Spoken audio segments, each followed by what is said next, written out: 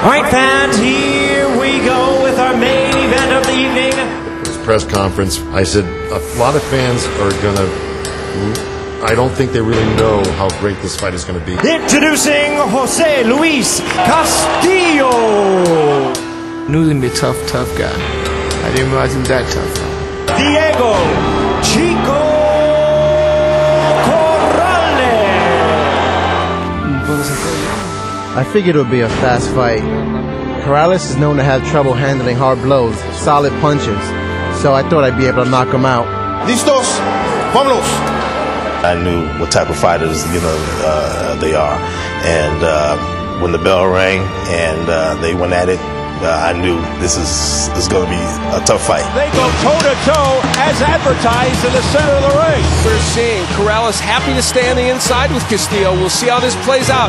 It was a point that I had to prove. So I told him, I'll beat you on your style just to prove my point. He is looking to force a shootout with Castillo. I wasn't expecting him to hit so hard or fight so aggressively from the inside.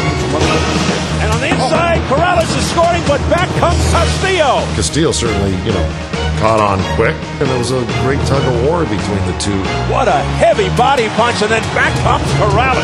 Corrales would get hurried, Castillo would get hurried, but they would bounce back, and it was just that seesaw type of fight. Blood now coming down the left eye area of Castillo.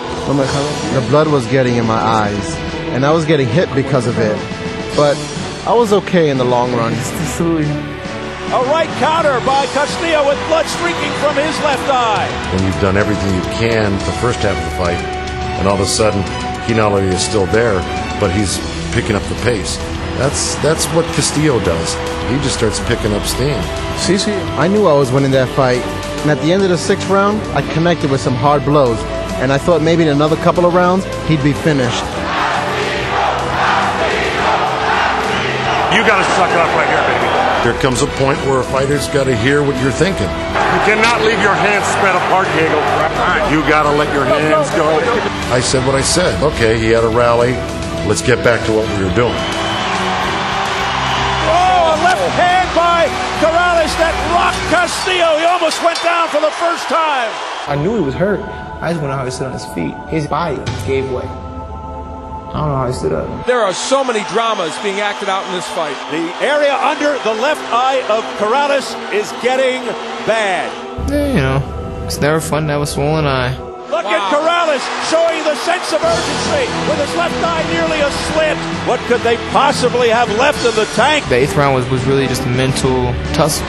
It's like Hagler Hearns here through 8. Round 9. A series of rights and combinations by Corrales.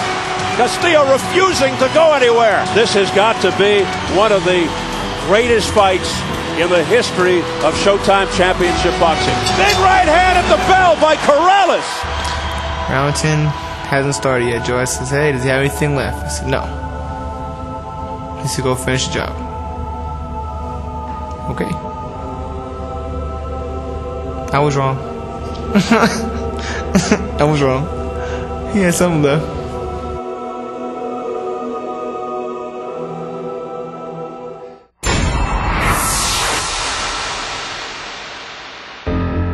Round 10 scheduled for 12. After what I'd seen that whole night with him, heck, it's hard to say anybody had an advantage at that point. I mean, they hit this guy with everything but the kitchen sink. And I was looking for that to hit him with. They touch gloves, and here we go again. Well, I was so tight in the 10th round. I mean, it was a tough, aggressive fight. So, of course I was tired. What a left hook by Castillo, and Corrales is down. Right on the chin. Right on the chin. I gotta believe it was left hook, but I really didn't remember that well. It was pretty quick. 3, 4. I don't think anything. It's a fight. You don't have a lot of time to think. Well, first off, look at my wife. Link at her, let her know I'm okay. 7. Catch up with the count. Get up. Giving the commands to come to me, everything was fine, and he was ready to go. What a dramatic moment here in round 10. I'm still buzzing though. I'm still buzzing from the first knockdown. Castillo looking to finish it here. He goes down again. takes the mouthpiece out. I didn't think he would get up. I figured even if he did, no matter where I hit him in the head, he'd go down again and the fight would be over. Because he was in pretty bad shape. But it didn't go that way. I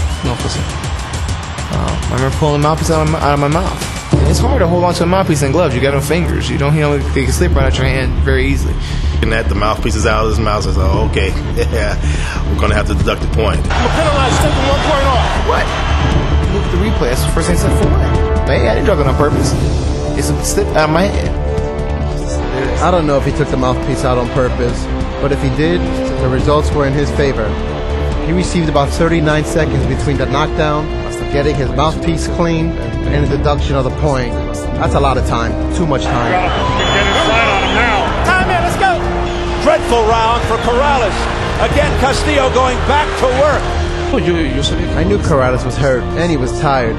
And I figured that one good shot, and the fight would be over. I was overconfident, and that was my error. And because of that, he ended up hitting me. If Corrales can get through this round, he may very well need a knockout. Castillo runs in real hard, comes in real hard, walks into a straight right hand. Corrales coming back after being on the canvas twice. None of it tries to hurt him. He has more steam left. Corrales swinging. Now I'm unloading everything. I can tell he's hurt. Castillo's in trouble. And then a hard right hand. And with another hook, there's turning weak, sliding in. And the fight is over. Corrales with a remarkable, dramatic turnaround. Unbelievable. He was hit with a barrage of punches. His hands went down. His head was limp, and that was it. Once a fighter is unable to protect himself, the fight's over. I was in bad shape, so it was a good stoppage. But I think if he hadn't been given so much time when he went down the second time, almost 40 seconds, it would have been a different story. However, it was a good stoppage. I was too tired to be happy. I couldn't believe this guy had fought me like that. We kind of stuck together for the rest of our lives. We're tied together by one heck of a fight. And the one thing about fights like that, there has to be a repeat to it.